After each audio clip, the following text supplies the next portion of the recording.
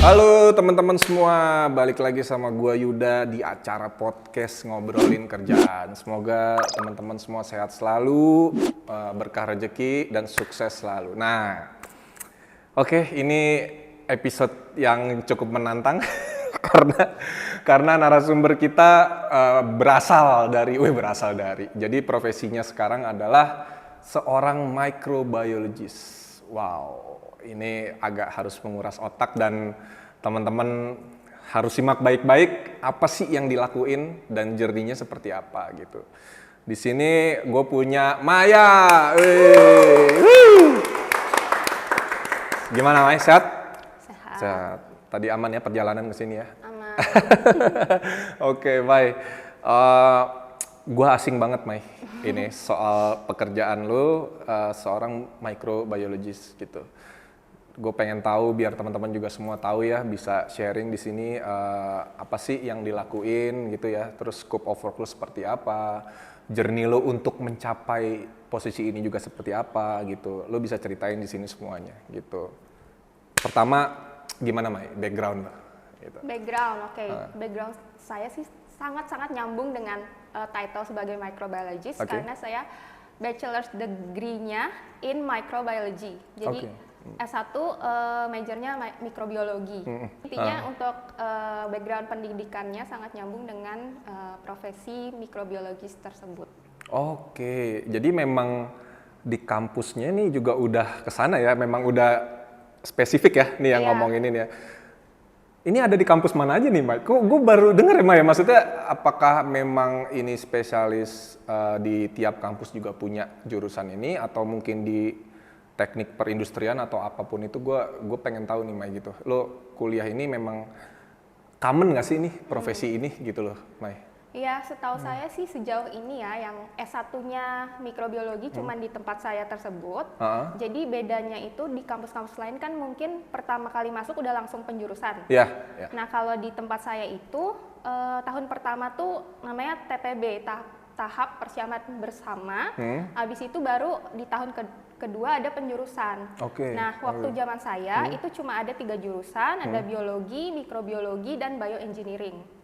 Gitu. Dan sebenarnya sih saya bukan orang yang memang niatnya mau ke mikro gitu kan. Cuman karena misalnya di SMA saya IPA, terus meskipun minat saya sebenarnya nggak terlalu pengen di IPA sih, tapi karena ngerasa sayang aja gitu. Udah capek-capek di SMA-nya IPA, kayaknya harus milih IPA meskipun ada pengen juga belajar fashion design, bahkan pengen juga sasjab gitu kan, karena saya wibu meskipun tidak bawa bawang ya. Nah, akhirnya saya milih ilmu hayati gitu. Dan di situ kan ada biologi, mikrobiologi, dan bioengineering. Saya mikir kalau biologi kayaknya belajarnya terlalu luas gitu. Kalau mikrobiologi kan lebih spesifik. Jadi kayaknya lebih gampang, nggak juga sih ternyata ya. Cuman akhirnya saya milih mikrobiologi dan ya di situ belajar fokusnya ke mikroorganisme. Mikroorganisme itu ada bakteri, fungi, protozoa, virus, kayak gitu. Nah, kalau di tempat lain, di kampus-kampus lain mungkin lebih tenarnya namanya mungkin bioteknologi. Meskipun sebenarnya mikrobiologi sama bioteknologi beda sih. Oh, itu beda sebenarnya. Oh, jadi spesifik tetap yang di kampusnya Maya tadi kan, gitu kan. Nah, pembedanya apa, Maya? Yang signifikan banget orang bisa, oh iya jelas beda gitu. Antara si teknik biologi dan microbiology. Itu pembedanya apa? Simpelnya sih bioteknologi belajar sedikit tentang microbiology, tapi microbiology nggak belajar bioteknologi gitu. Jadi intinya tuh si bioteknologi lebih ke bagaimana mengaplikasikan bioproses untuk menghasilkan sesuatu, dan salah satunya bisa menggunakan mikroorganisme kayak gitu. Tapi kalau microbiology lebih ke sainsnya. Meskipun di microbiology kita tetap belajar juga kayak fermentation technology kayak gitu, kita tetap belajar. Jadi kayak irisannya aja sih, kayak ini bioteknologi, ini microbiology, di tengahnya di irisannya gitu. Tapi ini saling kolaborasi sebenarnya. Jadi sebenarnya yang dipelajari ya karena mikro itu ya kan dengan tanda kutip bahasa Indonesia ya kecil ya, berarti maksudnya Micro. hal-hal yang kecil yang kayak tadi dilihat dengan mata telanjang. Tadi apa tuh tadi mikroba ya? Ya. Berarti Mai itu yang hanya bisa dilihat pakai mikroskop, betul? Iya. Oke. Sebenarnya nggak semua juga sih. Ada juga yang bisa dilihat pakai mata telanjang, kayak misalnya kita belajar juga makrofungi ya, kayak misalnya ya jamur. Yang biasa kita lihat, kita belajar juga. Cuman ada juga yang namanya mikrofungi yang harus kita lihat pakai mikroskop. Oh, oke. Berarti gini, Mai. Pengetahuan gue adalah ada bakteri baik dan bakteri jahat, itu benar nggak? Benar. Ya kan? Maksudnya berarti lu juga mempelajari ini semua ya, gitu ya? Yes, Nanti fungsinya apa? Karena nggak tahu ya, mungkin itu akan ada di pangan juga, ya kan ya? Akan ada di produk-produk lain ya, mungkin kayak entah kosmetik atau apapun itu ya, mungkin ya, gue juga nggak tahu ya, nanti mungkin lu bisa jelas lebih lanjut gitu. Tadi lu sempat mention microbiology jurusan ini tuh cuma ada satu-satunya di kampus lo. Itu kampus lo by the way negeri atau swasta? Negeri. Oh, negeri. Di mana? Di ITB. Oh, di ITB. Oke, ini ya berarti ini baru ada sebenarnya jurusan ini di ITB. Sisanya tuh tadi yang teknologi. Saya ya. Cuma nggak tahu kalau sekarang mungkin ada di tempat lain. Oke. Yang ya apa maksudnya based on experience memang yang salah satu yang besar di situ ya di ITB itu ya. Oke. Nah, nantinya Mai sebenarnya untuk apa journey-nya nanti tuh lu pelajarin ini tuh buat jadi apa sih, sebagai apa gitu nanti setelah dari kampus ini? Sebenarnya sih mungkin banyak jalan ya, nggak cuma satu gitu. Bisa jadi ke R&D atau ke R&D itu research and development ya. Iya, bisa juga ke quality control. Yes, validation engineer. Apakah masuk juga? Dia nge-support juga sih. Nge-support juga, ranahnya masih di situ ya sebenarnya. Oke, menarik nih. Terus dari kuliah itu, kuliah mah normal ya, tahun ajarannya dan lain-lain kan ya. Terus ujiannya tuh Mai, pada saat itu ujian prakteknya gitu. Terus kalau tugas akhir kan ya udah skripsi ya kan, biasa gitu. Cuma maksudnya kalau prakteknya itu lu ngapain tuh Mai, kira-kira Mai? Iya, kita punya beberapa ini ya, kelas lab, kelas praktikum. Ada mulai dari yang dasar-dasar, teknik aseptik misalnya. Teknik aseptik tuh intinya kayak teknik di mana meminimalisasi adanya kontaminan. Jadi kan mikroorganisme itu nggak bisa kita lihat kan, dan dia mungkin juga ada di udara. Oke. Nah, gimana caranya waktu kita melakukan pekerjaan tersebut, si pekerjaan kita tuh nggak terkontaminasi mikroorganisme yang ada di udara, kayak gitu. Itu aseptik teknik.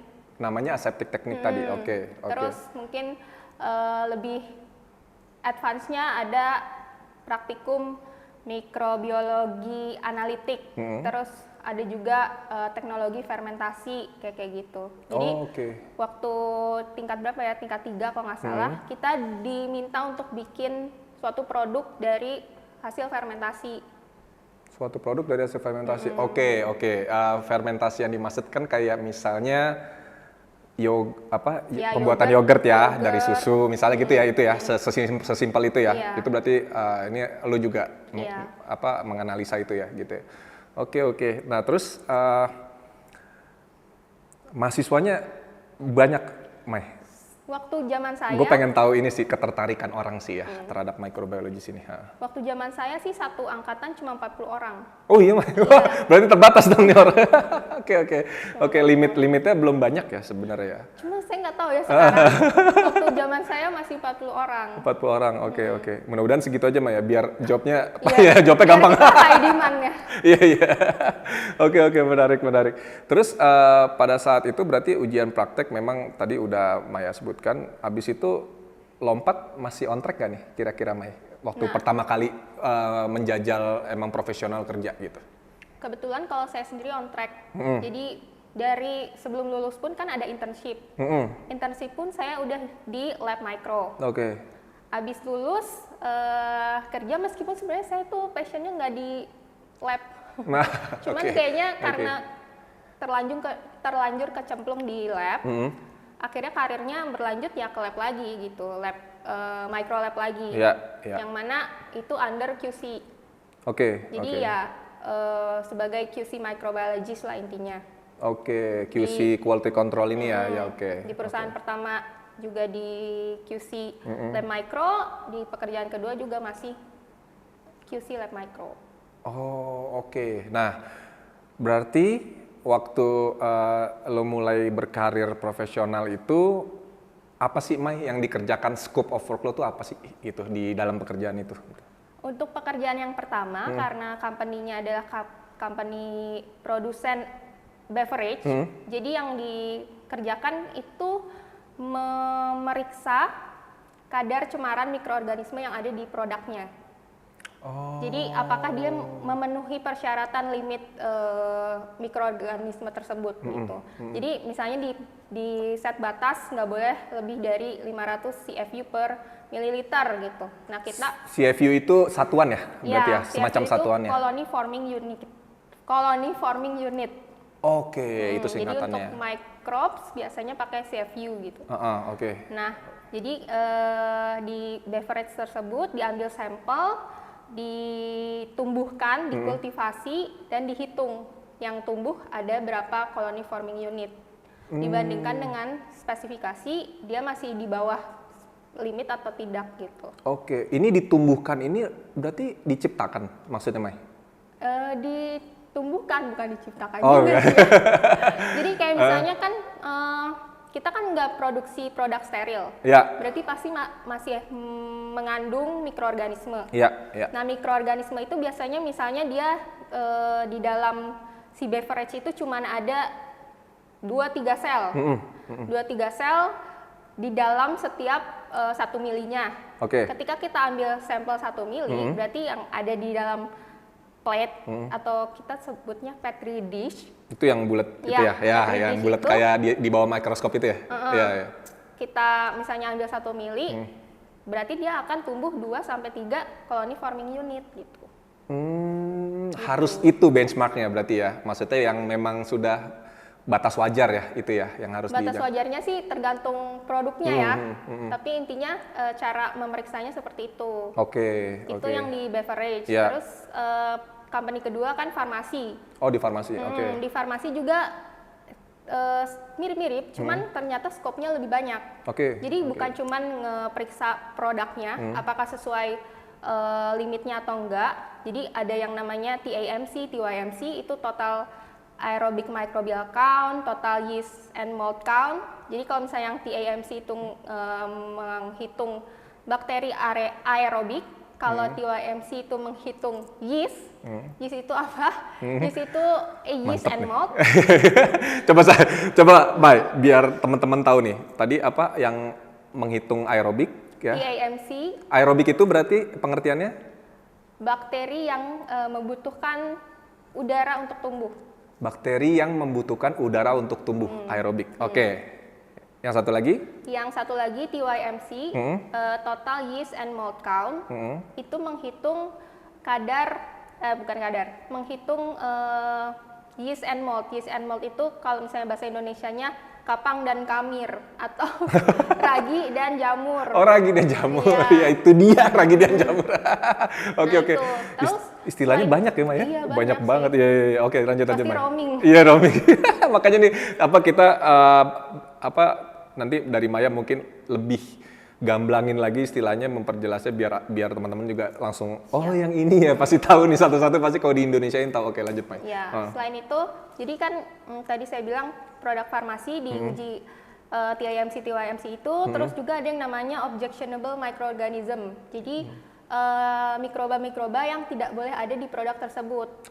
Kayak misalnya, kalau misalnya produknya dikonsumsi dengan rute dimakan atau diminum, itu dia nggak boleh ada E. coli atau Escherichia coli. Itu nggak boleh. Ini jenisnya ya? Jenisnya. Itu nama spesiesnya. Nama spesiesnya ya. Kalau misalnya dia topikal atau di kulit gitu, dioles di kulit, dia nggak boleh ada Staphylococcus aureus kayak gitu. Jadi objectionable microorganism itu yang kayak gitu yang udah pasti akan menghasilkan, bukan udah pasti juga sih, tapi mikroba indikator yang pada umumnya menghasilkan penyakit gitu kalau misalnya ada di produk tersebut. Oke. Berarti restrictionnya lah ya ini ya, dilarang keras gitu ya. Tadi kan bilang ada bakteri baik, bakteri jahat. Nah ini bakteri jahat. Gitu. Jadi kita meriksa di produk farmasi kita nggak boleh ada mikroba tersebut. Itu yang dari segi produk untuk perilisan produk yang pas ke pasaran. Tapi selain itu, microlab juga di QC dia memeriksa lingkungan produksi. Jadi tadi yang saya sebut juga kan di udara tuh ada mikroorganisme. Nah kita juga meriksa apakah mikroorganisme yang ada di dalam udara di lingkungan produksi itu masih dalam batas aman atau enggak gitu. Jadi pada umumnya sih intinya di lingkungan produksi kan pasti pakai clean room. Jadi dia ada klasifikasi kelas-kelas ruangan. Dia tuh ada batas maksimum yang diperbolehkan partikel dan juga yang viable maupun non viable untuk boleh ada di lingkungan produksi dalam ruangan tersebut. Itu sampai harus ada ininya ya, ada measurement ruangannya sebelum itu produksi semua ya. Karena kan yang ada di ruangan di lingkungan itu bisa mempengaruhi produk yang kualitas produk yang diproduksi kan. Itu termasuk tanggung jawab Maya? Iya, betul. Selain udara, kita juga meriksa air yang diproduksi di dalam manufacturing kita, karena pakai produksi yang generate sendiri, maksudnya airnya di generate sendiri, itu juga kualitasnya dipastikan dulu sesuai spesifikasi untuk dipakai di proses produksi. Terus juga sebenarnya banyak sih mau disebutin. Nggak apa-apa, Mbak.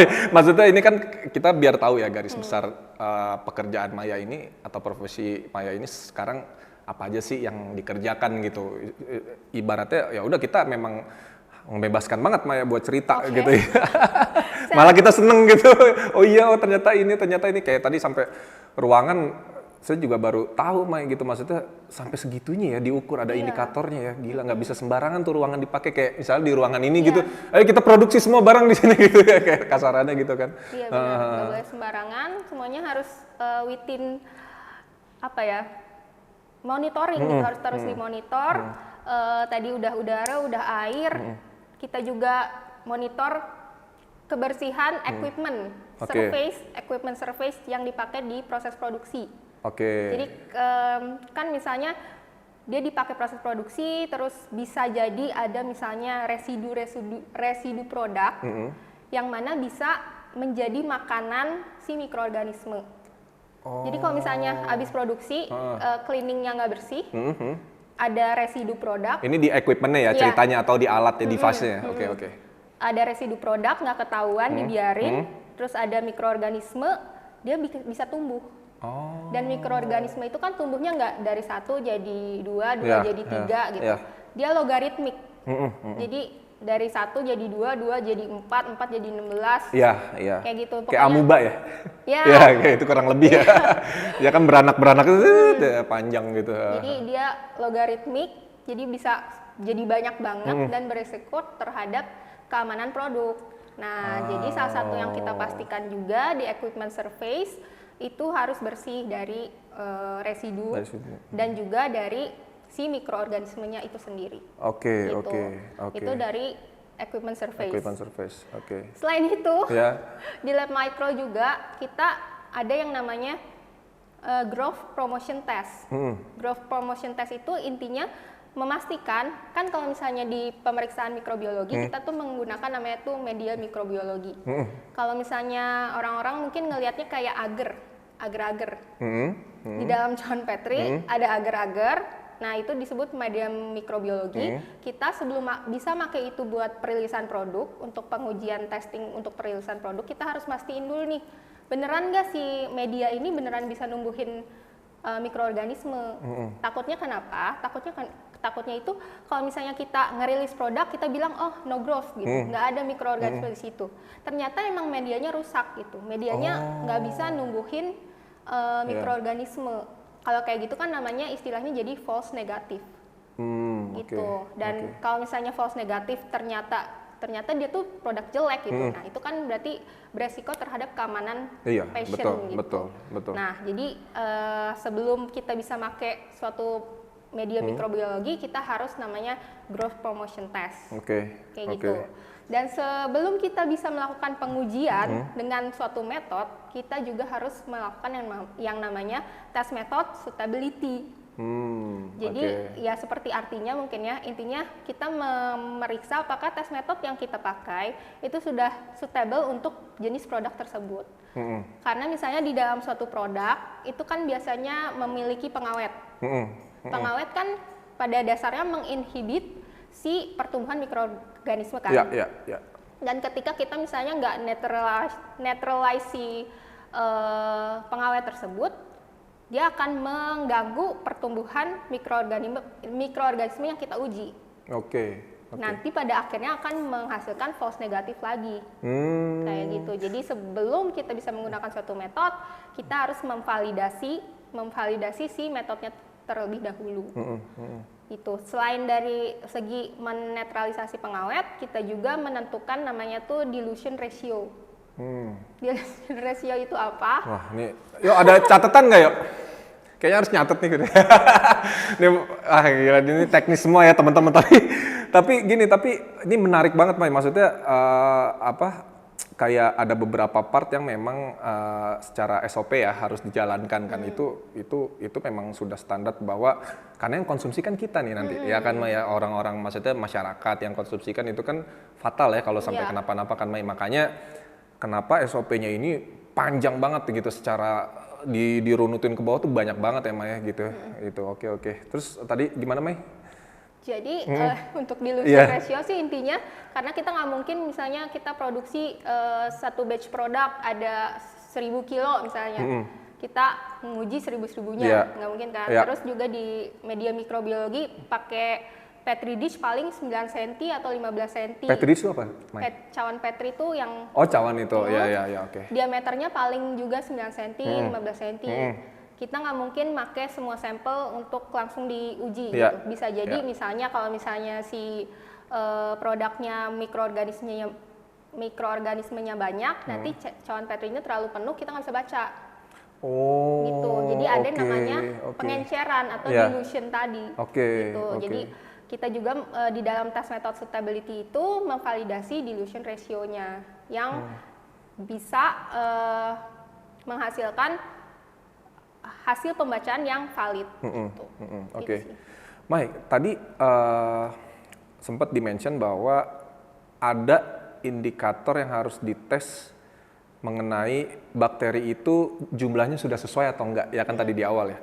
Kalau misalnya, Mai, itu kurang dari standar atau lebih, itu ada resiko ke ininya nggak, ke konsumennya nanti? Tentu ada. Kalau misalnya kita produknya itu memang menggunakan mikroorganisme seperti yogurt. Yogurt kan misalnya, dia harus punya live culture, bakteri hidup, yang sejumlah klaim produknya, misalnya 10/6. Ketika kita periksa, ternyata kurang dari 10/6, berarti kan klaim produknya bohong dong. Klaim produk tuh yang di belakang produknya gitu ya, nanti bisa dilihat ya sama. Seperti itu. Nah, kalau bohong berarti bersangkutan dengan efficacy dari produk tersebut. Jadi khasiat produk tersebut bisa jadi tidak maksimal. Seperti itu. Nah, itu kalau kurang. Kalau kelebihan biasanya lebih menyangkut ke produk-produk yang justru nggak boleh ada mikroorganisme tersebut gitu. Misalnya kayak produk obat, misalnya specification limitnya nggak boleh lebih dari 1000 CFU per gram. Ketika dia 1100 atau 1005 CFU per gram, itu namanya out of specification. Dan itu produknya nggak boleh dirilis, nggak boleh dijual ke pasaran. Kalau sampai accident ke pasar dan dikonsumsi, resikonya apa, Mai? Resikonya bisa dari segi toxicity. Misalnya karena dia terlalu banyak, dia akan menghasilkan toksin yang misalnya letal untuk patient gitu, untuk consumernya bisa amit-amit bisa sampai meninggal gitu. Atau yang ngerusak sel dan jaringan gitu ya, jatuhnya, Mai. Seperti itu. Mungkin yang paling gampang sih, yang paling sederhana mungkin diare. Oh, berarti itu sebenarnya kalau dibilang gini, Mai, ini pertanyaan polos dari gue ya. Misalnya kayak orang konsumsi sesuatu terus dia tiba-tiba diare itu ya itu yang disebut kan suka bilang kan itu bakteri itu diare itu ya suka gitu kan ya kan. Terus kalau misalnya kayak saya pernah kejadian konsumsi ayam tapi nggak mateng. Terus apa disebutnya itu namanya salmonella ya itu termasuk itu kan yang jahat-jahat itu kan. Oke. Iya. Tapi tingkat paling tingginya bisa menyebabkan kematian. Gitu. Wow. Makanya kita harus sangat strict apalagi untuk produk-produk farmasi. Oke. Tapi berarti gini Mai, tadi kan berarti industrinya kan pangan udah dipegang ya Mai pernah ya, terus farmasi pernah. Nah, pangan itu mencakup makanan yang matang atau yang tidak matang juga, misalnya kayak tadi, misalnya kayak daging mentah gitu-gitu Mai, itu termasuk di ini nggak, di monitoring nggak? Setahu saya sih harusnya tetap ya, kayak misalnya bukan hanya mikroorganisme, tapi bisa jadi ada organisme lain kayak misalnya kalau di daging ya resikonya ada cacing pita kayak gitu. Jadi tergantung resikonya sih. Kayak misalnya tadi daging mentah tuh resikonya tuh biasanya apa sih? Kalau misalnya tadi daging ayam ada salmonella, ya berarti si daging mentah itu sebelum dia misalnya kayak rumah pemotongan ayam mungkin didaftarkan. Itu dia pasti akan diperiksa si ayam hasil potongnya itu mengandung salmonella atau enggak, atau misalnya masih memenuhi standarnya lah. Saya kurang tahu sih kalau standar pangan untuk produk-produk tersebut, tapi pada intinya ya seperti itu. Dia punya standarnya sendiri-sendiri. Oke, harusnya tetap under monitoring selama memang itu dia terdaftar juga ya, Maya, buat diawasi ya. Ya harusnya seperti itu ya kan, karena banyak sekarang tiba-tiba isu-isu kayak ini kan suka menggembarkan kita rakyat Indonesia nih isu-isu kayak daging sapi murah tapi sapi gila gitu loh Maya kan yang kayak gitu-gitu loh. Makanya tadi saya penasaran apakah Maya ini termasuk kayak nanti timnya itu untuk ngaudit atau untuk mengklasifikasi apakah ini layak jual atau enggak gitu. Karena kan biasanya kan kalau misalnya dari saya tadi tarik statement dari Maya itu bahwa itu semua produk-produk yang memang sudah diproses matang gitu kan ya kan, kayak pangannya mungkin pangan matang gitu ya, entah bumbu masak atau entah dia bentuknya kayak yogurt tadi gitu, atau kalau di farmasi kan bentuknya obat yang memang sudah diproses ya, dikemas gitu. Nah itu sih sebenarnya yang saya ini pertanyakan sih Maya gitu, kalau memang mentah juga harusnya seperti itu ya harusnya sih memang melewati itu semua ya gitu ya kan, kasihan juga ya maksudnya orang kayak tergiur daging murah apa segala tapi ya karena nggak ada pengawasan akhirnya gitu isinya semua bakteri ya kita juga nggak tahu ya gitu kasarannya kan. Oke. Nah terus tadi sempat dimention ada pembeda Mai antara microbiology monitoring di pangan sama di farmasi, itu signifikan nggak sih perbedaannya? Cukup signifikan bagi yang saya alami ya. Saya nggak tahu mungkin tempat lain beda atau gimana, tapi yang experience saya ya dari segi compliance dan keketatan gitu. Jadi untuk mungkin di pangan nggak lebih ketat daripada di farmasi. Di farmasi itu sangat-sangat ketat karena mungkin kita harus mengikuti standar yang globally accepted gitu sih. Cuman kalau pangan juga harusnya sih ada. Harusnya. Cuman karena kan tadi Maya sempat mention kan aksesnya itu lewat mulut semua. Soalnya kan itu kan. Iya. Oke. Cuma mungkin ya balik lagi ke company-nya sendiri-sendiri sih. Ya sebenarnya juga yang penting jangan sampai juga kita akhirnya yang tidak tahu apa-apa, yang masyarakat awam dengan melihat kandungan di belakang ini sebenarnya ada yang nggak sesuai, dan itu kan sering kejadian tuh Mai. Ya kan di beberapa produk saya sering saya berapa kali baca berita gitu, memang ternyata setelah dicek juga ya ada yang kurang tepat lah di kandungan yang belakang ini. Sebenarnya balik lagi kan itu kan akhirnya kan impact-nya ya trust masyarakat juga. Mungkin pakai pertama nggak apa-apa Mai, tapi takutnya kan dia continue kan gitu kan barangnya kan gitu kan. Itu mudah-mudahan ya semoga nggak terjadi lah dengan adanya orang-orang kayak Maya gini ya gitu ya, yang bener-bener ngelindungin konsumen gitu loh Mai gitu. Oke. Terus kalau misalnya daily-nya Mai gitu, itu berarti kayak ini dong ya Mai, kayak update data setelah penelitian apa segala itu tuh on time semua Mai berarti ya? Nah balik lagi ke yang tadi bedanya di pangan sama di farmasi, itu ada yang namanya di farmasi yang tempat saya kerja itu ada namanya good documentation practice. Good documentation practice, oke. Yang mana itu ada beberapa aturannya lah. Kalau misalnya istilahnya tuh Aqua Plus, bisa di googling sendiri mungkin. Tapi intinya tuh dia harus attributable atau jelas siapa yang nulis. Terus harus legible, bisa dibaca. Bisa dibaca, oke. Terus juga contemporaneous, artinya adalah ketika seseorang mengerjakan itu dia harus langsung nyatet, nggak boleh misalnya ngerjainnya kemarin, baru nulisnya sekarang gitu, itu nggak boleh. Oh, iya. Wah, ntar dulu Mai, menarik nih. Jadi nggak boleh ada gap. Iya. Misalnya saya jam berapa nih? Misalnya kayak jam 3:30, 3:30 persis itu saya nganalisa, itu harus real time. Saya real time tuh harus nyatet. Nggak boleh ada gap sama sekali. Ya mungkin gap 1-2 menit lah ya, cuman intinya apa yang kita kerjakan itu harus langsung dicatat karena kita nggak boleh nyatet berdasarkan ingatan. Jadi harus benar-benar yang hasil daripada mesin tersebut atau equipment tersebut kayak gitu. Oke, itu berarti dengan ini misalnya teknis dalam pelaporan tadi, kenapa harus real time itu untuk mencegah apa berarti Mai? Manipulasi data. Manipulasi data. Karena kan semua yang harus dicatat itu harus asli. Jadi tadi udah attributable, legible, contemporaneous, O-nya itu original, artinya asli gitu. Nah, jadi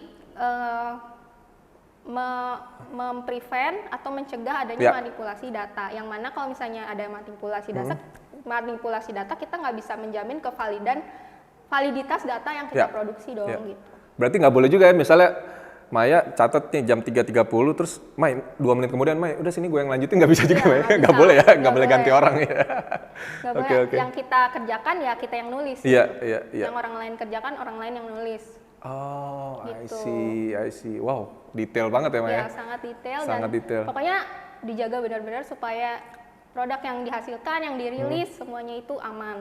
Oke nih teman-teman, nih Maya berarti termasuk yang ini nih yang ngejagain kita supaya aman mengonsumsi suatu produk ya Maya. Berarti sebenarnya ini ada di Maya semua lah gitu lah ya. Ini dia pahalanya luar biasa ini. Pekerjaannya dia nih, dia nge-cover kita lah gitu supaya aman semua dikonsumsi gitu. Ini menarik banget nih Maya pembahasan lu. Terus kalau misalnya ya Maya, tadi semua lu udah jabarin gitu pekerjaan lu seperti apa gitu ya, yang dikerjakan, terus mulai dari journey-nya, kuliahnya di mana dan lain-lain.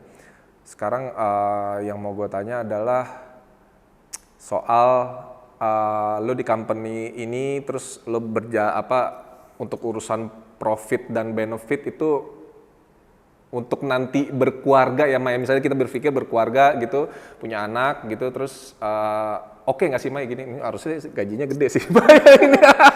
Ini manusianya masih dikit ini soalnya. Gimana Maya menurut lo Maya? Sebenarnya sih perspektif lah. Tergantung company-nya sih. Kebetulan di company saya yang sekarang itu untuk profesi microbiologist itu sesuatu profesi yang cukup dapat respect gitu. Cuman saya nggak tahu di company lain, saya dengar-dengar banyakan mikrobiologi itu kurang dilirik karena kayak cuman additional dari analytical lab gitu. Saya tidak setuju itu, tidak dilirik. Saya tidak setuju. Ini menyangkut nyawa ya, soalnya Maya. Iya. Ada juga yang begitu, Mai. Ya ampun. Cuman kalau di company saya kebetulan dia sangat concern sama mikroorganisme gitu. Bahkan mikroorganisme yang nggak ada di misalnya di kompendia yang harusnya kan misalnya nggak boleh ada ABCDE, tapi kita ketemu nih EFG gitu. Sebenarnya nggak ada di spesifikasi, harusnya masih boleh dong. Tapi tetap aja di company saya itu harus benar-benar di-assess resikonya. Kayak gitu. Jadi untuk hebat, keren. Itu harus baik. Gue appreciate juga sama company ini gitu loh istilahnya ya kan. Terus Mai, jadi gue ini rasa penasaran gue pribadi. Jadi bakteri itu bisa kita ciptakan nggak? Kalau ciptakan ya nggak bisa ya, cuma Tuhan yang bisa. Dengan formula-formula gitu, Mai, maksudnya kayak kita bikin, ngambil bakteri ini, berarti terus tiba-tiba keluar bakteri apa gitu, kayak mengawinkan gitu ya, mungkin bahasanya gitu bisa nggak? Tapi bakteri nggak kawin. Ini pertanyaan bodoh dari seorang awam. Ya, itu bisa jadi ke bioengineering atau ke bioteknologi. Bioteknologi, oke. Jadi dia bisa ngambil sequence genetik dari masing-masing mikroorganisme, terus mungkin di apa ya istilahnya saya udah lupa lagi bisa digabungkan untuk menghasilkan suatu ekspresi gen yang baru misalnya. Nah, itu. Kayak gitu. Berarti tetap bisa ya kemungkinannya. Oke. Cukup apa ya menurut kurang bukan gini, maksudnya cukup informasi untuk di awal Maya kasih tadi buat teman-teman juga, semoga cukup semua. Tapi sebenarnya emang panjang banget ya Maya kalau mau ini selesai Maya mungkin 2 hari 3 malam kali. Mungkin. Tapi menarik banget Pak itu bahasannya, terus secara kalau benefit mah tergantung ini juga ya Maya, tergantung company masing-masing. Tapi so far yang Maya jalankan sini oke ya semua ya. Oke, karena diapresiasi juga ya. Dan juga gitu. Apa ya? Apa sih istilahnya? Ya sesuai dengan pressure-nya juga. Ya, itu dia. Juga workload-nya. Yes, makanya tadi saya bilang Mai, ini kayaknya Maya gajinya bagus harusnya. Karena tadi jumlah mahasiswanya cuma segitu Mai. Ya kita ada berapa provinsi juga di sini kan gitu, dan berapa manufacturing yang ada di Indonesia kan gitu untuk urusan pangan gitu, farmasi dan lain-lain gitu. Ya sangat dibutuhkan banget gitu kan tenaga kayak Maya ini gitu. Keren banget nih penjelasan Maya teman-teman ya. Jadi Maya aktif Instagram atau Instagram? Boleh nggak Maya, kalau misalnya teman-teman ada yang mau ngikutin jejaknya Maya, mungkin nanya lewat DM Instagram, diperbolehkan nggak sama Maya?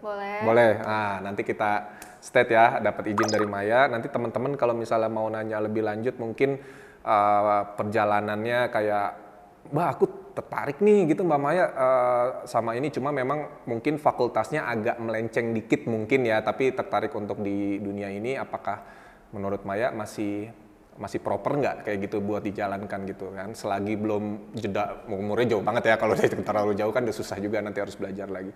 Nah itu mungkin pertanyaan-pertanyaan nanti dari teman-teman yang bisa disampaikan ke Maya lewat DM, tapi kalau belum dibalas saat itu nggak boleh baper ya, sekali lagi saya bilangin. Jadi Maya ini juga pasti sibuk gitu, jadi nanti mungkin mudah-mudahan Maya bisa nyempatin waktu buat balas DM kalau memang ada yang perlu ya Maya gitu.